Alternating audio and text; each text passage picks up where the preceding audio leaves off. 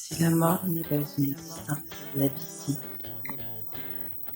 Vivre est quand même en proie à l'égoïsme et au doute, et à perdre ses croyances, son espoir et sa santé, et de vivre avec la honte, même si vivre est un apprentissage commun, avec rêve, croyances erronées, avec domination et trahison, des choix propres, s'éteindre et obéir et être manipulé aux yeux d'un théâtre dictatorial moderne au fonctionnement obligatoire, et la perte du savoir et de l'humanité, croyances stupides, puissance et politique indifférente, puissance de l'ignorance et ses limites, attitude juste, être. Cela accroît ma mélancolie, mon désarroi et mon doute, se confondent et se perdent dans leur sens de ma vie. Péché de croire en la mort étant la valeur de la vie pour moi.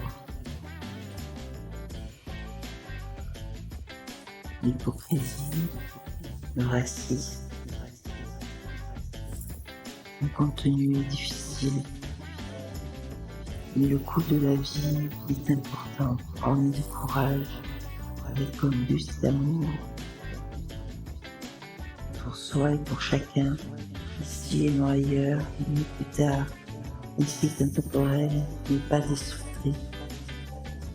Les constructions présentielles, croire et espérer, permet d'échapper aux erreurs répétitives, avancer le tout but vital et en confiance, pour vivre heureux et au présent avec volonté de réussir sa vie dans le monde, et être mieux que de devoir obéir au désir d'être, et ne pas vivre dans l'avenir, mais dans le présent, dans les souvenirs, mais dans la foi.